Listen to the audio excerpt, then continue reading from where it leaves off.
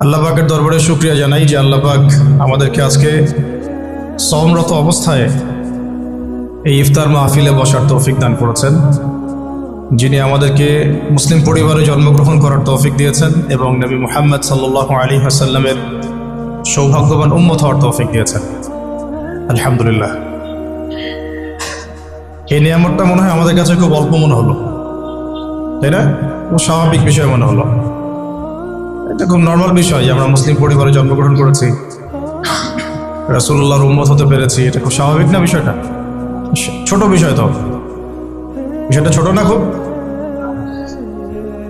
এই বিষয়টার আমাদের মধ্যে কি কোনো অনুভূতি কাজ করে কিনা যে আল্লাহ পাক যে আমাকে হিন্দু বানান নাই, খ্রিস্টান বৌদ্ধ বানান নাই, মুসলিম বানিয়েছেন, এটার অনুভূতি কাজ করে কিনা আমাদের মধ্যে? প্রথমত আজকের দার্সের প্রথম কথা হচ্ছে এটা, আমরা যে মুসলিম এই অনুভূতিটা কি আমাদের মধ্যে কাজ করে কিনা? আল্লাহ পাক চাইলে তো আমাকে বৌদ্ধ খ্রিস্টান হিন্দু বানাতে পারতেন, তো আল্লাহ পাক আমাকে মুসলিম পরিবারে জন্মগ্রহণ করার তৌফিক দিয়েছেন। জন্ম নেওয়ার আগে আল্লাহ পাক আমাকে জিজ্ঞাসা করেন নাই তোমাকে কোন পরিবারে জন্ম দিব। কখনো কি মাথায় আসে যে আমি মুসলিম পরিবারে জন্মগ্রহণ করেছি, এর জন্য আল্লাহ শুকরিয়া আদায় করা উচিত? শুকরিয়া মানুষ কিভাবে আদায় করে আর কি? আপনি যদি কোনো ব্যক্তির জন্য বা আপনার স্ত্রী সন্তান আহাল পরিবার মা বাবার জন্য সারা জীবন পরিশ্রম করেন, এই যে আপনারা পড়াশোনা করছেন, চাকরি বাকরি করবেন, কামাই রোজগার করে স্ত্রীদেরকে খাওয়াবেন, এরপরে যখন স্ত্রী কোনোদিন দেখবেন যে আপনার কৃতজ্ঞ হচ্ছে না, কথা শুনছে না, আনুগত্য করছে না, বা সন্তানের পিছনে এত খরচ করার পরেও, এত মেহনত করার পরেও সন্তান কথা শুনে না, তখন বোঝা যাবে কিছুটা যে অকৃতজ্ঞতা কাকে বলে। অকৃতজ্ঞতা কাকে বলে এটা তখন কিছুটা অনুধাবন করা যেতে পারে। যে স্ত্রীর জন্য, যে পিতামাতা সন্তান সন্ততির জন্য আমরা এত পড়াশোনা করলাম, মেসে থাকলাম, ডাল ভাত খেয়ে থাকলাম, ঘুম ত্যাগ করলাম, বহু টাকা পয়সা খরচ করলাম, তারপরে একটা চাকরি খুঁজতে গিয়ে জুতা ক্ষয় করে ফেললাম, বসের গালি খেলাম, 9টা 5টা অফিস করলাম, এমন কোনো পরিশ্রম নাই যেটা করলাম না। যাদের জন্য করলাম তারা আমার কথা শুনে না, তারা আমাকে মূল্যায়ন করে না, তারা আমার উপস্থিতির মূল্যায়ন করছে না, আনুগত্য করছে না, নির্দেশ ফলো করছে না। তখন বোঝা যাবে কিছুটা হলেও যে আসলে অকৃতজ্ঞতা কাকে বলে, আর মানুষ হিসেবে আমরা আল্লাহর কাছে কতটা অকৃতজ্ঞ। আর যে আল্লাহ রাব্বুল আলামিন নিঃস্বার্থভাবে আমাদের জন্য এত কিছু করলেন বা করেন, করে যাচ্ছেন এবং যাবেন, সেই আল্লাহ পাকের সন্তুষ্টির জন্যে আমরা মুসলিম হওয়ার হকটুকু আদায় করতে পারছি না। মুসলিম পরিবারে জন্মগ্রহণ করতে পেরেছি মানে আমাকে তো 5 ওয়াক্ত নামাজ পড়তেই হবে, এর কোনো মাফ নাই। তাহলে আমরা কেন নামাজ পড়ি না?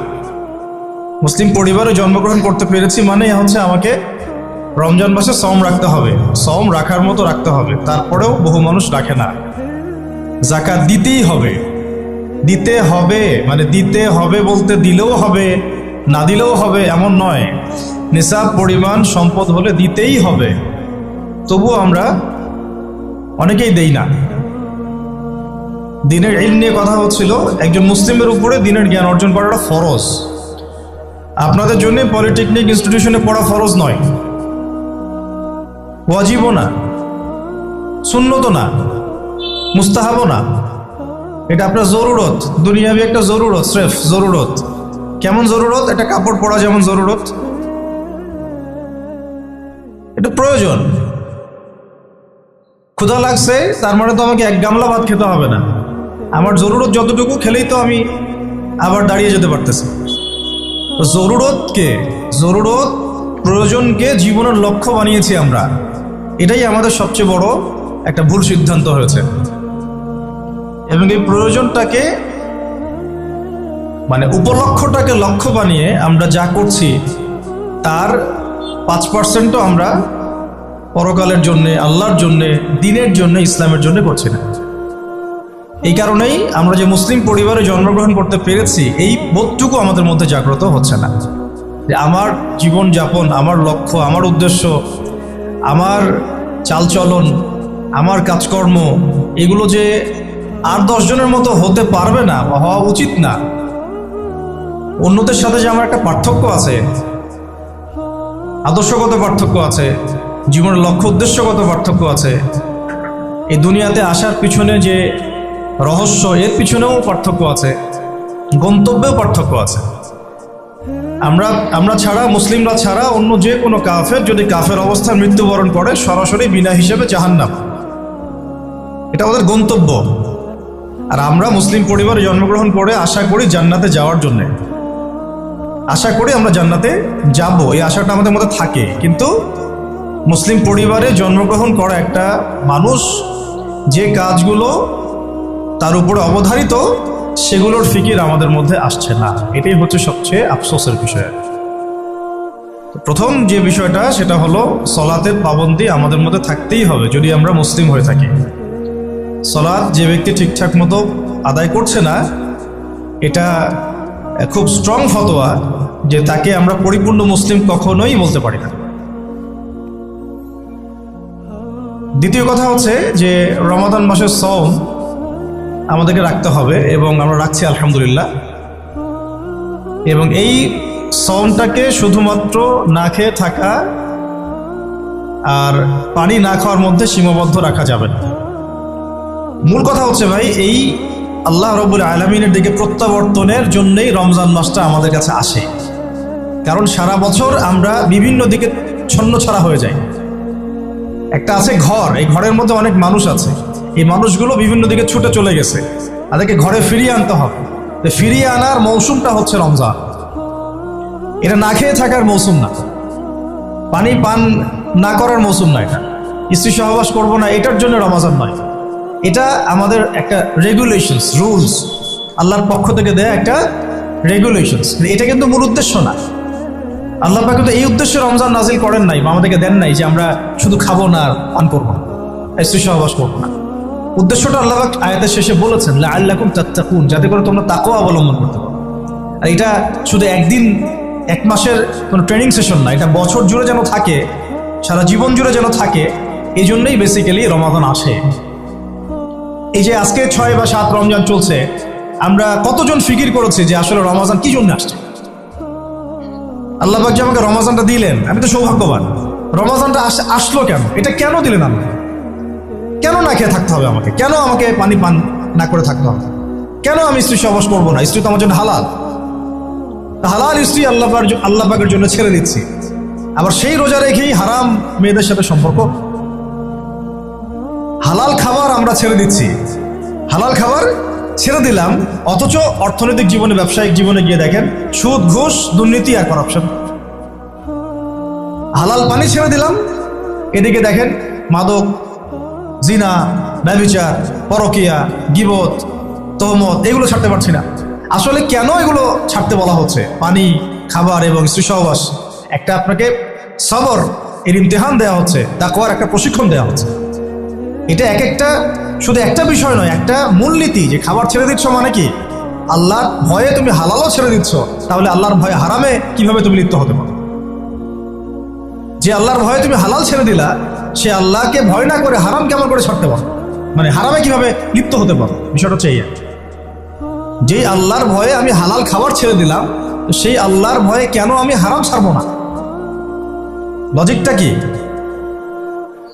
এটা মেক সেন্স না? যে আল্লাহ পাকের ভয়ে আমি হালাল ছেড়ে দিলাম, হালাল খাবার ছেড়ে দিলাম, তাহলে কেন আমি আল্লাহর ভয়ে হারাম ছাড়বো না? যে আল্লাহর ভয়ে আমি পানি ছেড়ে দিচ্ছি, পানি ছাড়া মানুষ বাঁচেই না, তো সেই আল্লাহর ভয়ে আমি কেন আমার নফসের প্রবৃত্তিগুলো ছাড়তে পারবো না? আমি হারামগুলো কেন ছাড়তে পারবো না? যে আল্লাহর ভয়ে আমি হালাল স্ত্রী ছেড়ে দিলাম, তো সেই আল্লাহকে কি আমি তখন ভয় করি না যখন আমি হারাম মেয়েদের সাথে সম্পর্ক করি? এই প্রশিক্ষণটা দেওয়ার জন্য রমাদান আমাদের মধ্যে আসে, যাতে আমরা তাকওয়া অবলম্বন করতে পারি। এটা কি? আল্লাহ ভীতিটা কি? এক কথায়, আনতা আবুদুল্লাহ কাআন্নাকা তারা, তুমি এমন ভাবে আল্লাহর ইবাদত করবে যেন তুমি আল্লাহকে দেখতে পারছো। আল্লাহকে যদি আমরা দেখতে পারতাম, তাহলে আমরা কি এক ওয়াক্ত নামাজ কাজা করতাম বা করতে পারতাম? না পড়ে থাকতে পারতাম, যাকাত না দিয়ে থাকতে পারতাম, সুদ খাইতে পারতাম, জিনা করতে পারতাম, ঘুষ খাইতে পারতাম, জুলুম করতে পারতাম, মানুষকে এইভাবে ঠকাতে পারতাম, মাপে কম দিতে পারতাম, এইসব কবিরাগুলো করতে পারতাম আল্লাহ যদি সামনে থাকতেন? আল্লাহ পাক হাদিসের মধ্যে রাসূলের মাধ্যমে এটা জানাচ্ছেন, এমনভাবে আল্লাহর ইবাদত করো যেন তুমি আল্লাহকে দেখছো। ওয়াইল্লাম যখন তারাহু ফাইন্নাহু ইয়ারা, তুমি যদি আল্লাহকে দেখতে না পারো জেনে রাখবা আল্লাহ তোমাকে দেখছেন। এটা হলো ইহসান, এর সাথে তাকওয়া সম্পৃক্ত। মানুষের ভাষা, মানুষের রং, মানুষের বংশ, এগুলো আল্লাহ পাকের কাছে মর্যাদার মানদণ্ড নয়। ইল্লা তাকওয়া, শুধু তাকওয়াই। ইন্না আকরামাকুম ইনদাল্লাহি আতকাকুম, তোমাদের মধ্যে সবচেয়ে আকরাম ব্যক্তি আল্লাহর কাছে সেই যে ব্যক্তি আল্লাহ পাকের কাছে অনেক বেশি মুত্তাকি, পরহেজগার। এবং এটা বাহ্যিকভাবে লেবাস, পোশাক, দাড়ি টুপি দিয়ে বোঝা যায় না। এটা থাকে আত-তাকওয়া হা হুনা, কলিজার মধ্যে থাকে। আমার দাড়ি টুপি, জুব্বা, পাগড়ি দেখে আপনি বলতে পারবেন না যে আমি খুব মুত্তাকি মানুষ। এটা বলার কোনো সুযোগই নাই। আপনি ধারণা করতে পারেন সর্বোচ্চ হতে পারে মানুষটা ভালো, কিন্তু সে কতটুকু ভালো, কতটুকু মুত্তাকি, এটা আল্লাহ ছাড়া কেউ জানেন না। আর এই রমাজানে কি হয়েছে, কেন রমাজানে এত এত করে আমরা আয়োজন করছি, সাওম রাখছি, যাকাত দিচ্ছি, তারাবি পড়ছি? আসলে খাসিয়াত কি? রমাজানের খাসিয়াতটা কি? খাসিয়াত হচ্ছে এই মাসে কোরআন নাজিল হয়েছে। সুবহানাল্লাহ। যদি কোরআন শাবানে নাজিল হতো, হয়তো শাবানের এক মাস আমরা রোজা রাখতাম, কিন্তু কোরআন নাজিল হয়েছে রমাদানে, লাইলাতুল কদরে। ইন্না আনজালনাহু ফি লাইলাতুল কদর। এটা 1000 মাসের চাইতেও উত্তম। ফেরেশতাগণ নেমে আসেন, জিবরাইল আলাইহিস সালাম নেমে আসেন, সালাম শান্তি বর্ষিত হতে থাকে। এটা রমাদানের শেষ দশকে আছে। এই রমাদানে কোরআন নাজিল হয়েছে। কি উদ্দেশ্যে কোরআন নাজিল হয়েছে? 40 দিন পড়ার জন্য, নিশ্চয়ই 3 দিনের দিন পড়ার জন্যে, বছরে একবার খোলার জন্যে, সারা বছর ধুলায় পড়ে থাকবে আমার মেসের উপরে, এই জন্যে। আর আপনারা বুকে হাত দিয়ে বলেন তো কতজন মানুষ আছেন এখানে, বা এই ওয়াজ যারা শুনবেন, নসিহত যারা শুনবেন, কতজন মানুষ আছে যারা ডেইলি কোরআন খুলে বাংলাদেশের মাটিতে? এই বাংলাদেশের 90% মুসলিমের দেশে কতজন মুসলিম আছেন যারা ডেইলি কোরআন খুলে দেখেন? অন্তত খুলে দেখেন একবার, অন্তত খুলে দেখেন একবার। কতজন কোরআন, মানে কতটা বাড়ি আছে বাংলাদেশে যে বাড়িগুলোতে কোরআন পরিষ্কার পরিচ্ছন্ন আছে, ধুলো পড়ে যায় নাই? কয়টা বাড়ি পাবেন? বহু বাড়ি দেখবেন কোরআন পড়ে আছে উপরে ধুলায় ভর্তি। কোরআনের উপর ধুলা পড়েছে মানে কি জানেন? তার দিনের উপরে ধুলা পড়ে গেছে, তার কলমের উপরে ধুলা পড়ে গেছে, তার দুনিয়াও হালাক, আখিরাতও হালাক। ইল্লা মাশাআল্লাহ, ইল্লা মাশাআল্লাহ। আর আরো তো স্ট্রং ওয়ার্ডে গেলামই না, যে কোরআন কত % মানুষ পড়তে পারে সেটা জরিপ করে দেখেন। 90% মুসলিমের দেশ, শিক্ষা বিভাগে কোরআন নাই। আপনারা 20 বছর পড়াশোনা করছেন, কোরআন আপনারা পড়েন নাই, আপনাদেরকে পড়ানো হয় নাই, ইভেন কোরআনের তাজবিদও শেখানো হয় নাই। কিসের শিক্ষা এটা? তাহলে শিক্ষা মানেটা কি আসলে? আমাকে বলো তো, শিক্ষা মানে কি? What is the definition of education? এডুকেশনের সংজ্ঞাটা কি আসলে? শিক্ষার সংজ্ঞাটা কি? শিক্ষার সংজ্ঞা যদি হয় একটা কৌশল শেখা, যেটা দিয়ে আমি রিজিক অর্জন করে খাবো, রুজি অর্জন করে খাবো, তাহলে এটাকে তো শিক্ষা বলা যাচ্ছে না। এটা হচ্ছে আপনার দক্ষতা। এটা কি আপনার দক্ষতা? তাহলে এটার নাম শিক্ষা দিচ্ছেন কেন? পুরো শিক্ষা সিস্টেম আমাদেরকে দিন বিবর্জিত করে ফেললো। না এখানে কোরআন আছে, না তাফসীর আছে, না আরবি ভাষা আছে, না আরবি ব্যাকরণ আছে, আর না সিরাত আছে, আর না হাদিস আছে, আর না আকীদা আছে, আর না উসুল আছে। কিছুই নাই, কিছুই নাই। আমাদের 90% মুসলিমের এই দেশে, আমাদের এই যে 80% 70% ছেলেমেয়েরা জেনারেল লাইনে পড়াশোনা করছে, কিছুই শিখে নাই। এরপরেও তাদের মধ্যে ফিকির হয় না যে আমার এর বাইরেও মাদ্রাসায় যাওয়া দরকার, আলেমের কাছে বসা দরকার, বা বিভিন্ন কোর্স করা দরকার। সারা জীবন শিখতে পারলাম না, ওস্তাদদের কাছে গিয়ে শেখা দরকার। অনলাইনে হোক, অফলাইনে হোক, দার্সে হোক, তালিমে হোক, বা কোর্স ভিত্তিকভাবে হোক, শেখা দরকার। এই ফিকিরটুকু আমাদের মধ্যে আসতেছে না। আর ইলম ছাড়া আপনি কি করতে পারবেন? একটা বিষয় সম্পর্কে যদি আপনি নাই বা জানেন, সেটা প্রতিষ্ঠাই বা করবেন কিভাবে? যে বিষয়টা সম্পর্কে আপনার কোনো জ্ঞান নাই, সেটা কিভাবে আপনি প্রতিষ্ঠা করবেন? কিভাবে তার উপর আমল করবেন? কিভাবে সেই দাওয়াত মানুষকে দিবেন? আমি ধরেন একজন ডক্টর নই, কখনো মেডিকেল সায়েন্স পড়ি নাই, আমি কি চিকিৎসা করতে পারবো? আমি যদি একটা চেম্বার খুলে বসি, আপনি কি আমার কাছে আসবেন রুগী দেখাতে? তা কমন সেন্স। তা আমরা সবাই চাই আল্লাহর জমিন, আল্লাহর দিন কায়েম হোক, মানুষ ইসলামের ছায়াতলে আসুক, দাওয়াতের কাজ আমরা করি, আমরা সৎ কাজে আদেশ করি, অসৎ কাজে নিষেধ করি, সমস্ত জাহালাতগুলো সমাজ থেকে দূর হয়ে যাক, জাহালাত দিয়ে সমাজটা ভর্তি হয়ে গেছে, দুর্নীতি হচ্ছে, খুন খারাপি হচ্ছে, গুম হচ্ছে, ক্রসফায়ার হচ্ছে, শিশুকে পর্যন্ত করা হচ্ছে, সমকামিতা ছড়ানো হচ্ছে, আল্লাহর জমিনে আল্লাহকে গালি দেওয়া হচ্ছে, আল্লাহর জমিনে তার রাসূলকে গালি দেওয়া হচ্ছে। জাহালাতগুলো লিস্ট করলে তো কিয়ামত নেমে আসবে আমাদের উপরে। জাহালাতগুলো লিস্ট করলে আর যদি একটা একটা করে ধরে আল্লাহ পাক শাস্তি দেওয়া শুরু করেন, তাহলে কিয়ামত নেমে আসবে আজকে বাংলাদেশের মাটিতে। এগুলো দূর করতে হলে তো আমাকে জানতে হবে কোনটা জাহালাত, এর সমাধান কি। এর সমাধানগুলো বের করার জন্য আমাদের পথ পদ্ধতি কি হওয়া উচিত, পদক্ষেপ কি হওয়া উচিত, এই ফিকিরটা আমাদের মধ্যে আসা উচিত। আমরা যদি এখন পর্যন্ত এই বিষয়গুলো মূল্যায়ন করতে ব্যর্থ হই, আজকে থেকে আগামী 20 বছর পরে আপনি আমরা বিছানায় শুয়ে শুয়ে মৃত্যুর অপেক্ষা করতে থাকবো আর পস্তাইতে থাকবো, কাশ যদি যুবক বয়সে এই বুঝটা আমার মধ্যে আসতো আর আমি বুঝতাম আর দিনের জন্য কিছু করতে পারতাম। এতটুকু আজকের জন্য যথেষ্ট। আমরা ফিকির করি আমাদের জীবনের উদ্দেশ্য কি, লক্ষ্য কি, কেন দুনিয়াতে আসছি, কোথায় যাব, যাওয়ার পরে আমার কি হবে। যদি আমি দুনিয়া এবং আখিরাতে সফল হতে চাই, তাহলে ইসলাম ছাড়া অন্য কোনো রাস্তা নাই। যদি তাই হয়, তাহলে ইসলাম সম্পর্কে আমি জানি কতটুকু, আমার জ্ঞান কতটুকু আছে। জ্ঞান নাই, আমি শিখতে পারি নাই, স্কুল শিখাই নাই, কলেজ শিখাই নাই, আমার কি এই অজুহাতগুলো আল্লাহর সামনে চলবে কি চলবে না? টিকবে না। উত্তর কি? টিকবে না। যদি না টিকে, তাহলে আমাকে যে আল্লাহ পাক এখন শোনার তৌফিক দিলেন, এখন জানার তৌফিক দিলেন, এখন থেকে আমার পরিকল্পনা কি হওয়া উচিত, আমি কি করতে চাই, আমার পরিকল্পনা কি, আমার লক্ষ্য কি, আমার উদ্দেশ্য কি। দুনিয়া কি আমার লক্ষ্য না জরুরত, বাকিগুলো কি আমার লক্ষ্য না জরুরত, প্রয়োজন, এটাও আপনাকে বুঝতে হবে। এবং যদি আপনি বুঝে ফেলেন, হ্যাঁ সত্য মিথ্যা চিনে ফেলেন, আপনার লক্ষ্য উদ্দেশ্য চিনে ফেলেন, তাহলে আপনি নিজেই ছুটে আসবেন আলেমের দরবারে, ওস্তাদদের দরবারে। আপনি অস্থির হয়ে যাবেন কোথায় দিন পাওয়া যায়, কোথায় এলেম পাওয়া যায়, কোথায় কোরআন শেখা যায়, কোথায় সুন্নাহ শেখা যায়, কোথায় হাদিস শিখবো, কোথায় দিনের কাজ করব, কিভাবে করব, কাদের সাথে থাকবো। এই তাড়না আপনাকে হকের পথে নিয়ে আসবে। আর এই তাড়না যদি না থাকে, আর যদি আমরা হেলায় খেলায় সময় নষ্ট করতে থাকি, আর যদি মনে করি যে না এই দায়িত্ব আমার না, অন্যরা করবে, আর যদি মনে করি যে না সবাই হালাক হয়ে যাক, আমি তো ঠিক আছি, তাহলে জেনে রাখবেন আজকে থেকে 5-10 বছর 20 বছর পরে এমন আফসোস আমাদেরকে করতে হবে যে যখন আফসোস করে আর কোনো লাভ হবে না, বেশক কোনো লাভ হবে না। আর যদি ওই আফসোসেরও সুযোগ আল্লাহ না দিয়ে তার আগেই মৃত্যু দিয়ে দেন, তাহলে তো আর দুনিয়াতে দ্বিতীয়বার ফিরে আসারও কোনো সুযোগ নেই। অতএব যুবক ভাই, আপনাদেরকে মানে স্ট্রংলি বিষয়গুলো আমি নসিহত করছি, চেষ্টা করছি যে অনতিবিলম্বে রমাজানের এই হক আদায়ের চেষ্টা করেন, কোরআনের কাছে আসার চেষ্টা করেন।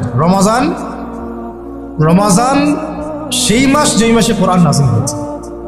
এই মাসে যদি কোরআন শিখতে না পারি, ইলম শিখতে না পারি, উলামায়ে কেরামদের সোহবতে না আসি, ঐক্যবদ্ধ হতে না পারি, সমাজের জাহালাতগুলো চিহ্নিত করতে না পারি, দাওয়াতের মাধ্যমে, তাবলীগের মাধ্যমে, প্রতিবাদের মাধ্যমে যদি এগুলোকে আমরা বন্ধ করতে না পারি, তাহলে বাংলার 90% সংখ্যাগরিষ্ঠ মুসলিমের দেশেও আমরা কোনোদিনও স্বাধীন হতে পারবো না। বরং আমাদের উপরে ছড়ি ঘোরাবে পশ্চিমারা, হিন্দুত্ববাদীরা, উগ্রবাদীরা, সমাজের মুনাফেকরা, ফাসেকরা, জালেমরা, ফ্যাসিস্টরা। এরা আমাদেরকে দাসের মতো দাসত্বের শৃঙ্খলা আবদ্ধ করে রেখে দিবে। এখান থেকে কি আপনারা বের হতে চান না? এখান থেকে আমরা বের হতে চাই, তাহলে আমরা সবাইকে যার যার জায়গা থেকে চিন্তা করতে হবে, কাজ করতে হবে, এবং যারা কাজ করছেন তাদের সাথে জুড়ে থাকতে হবে।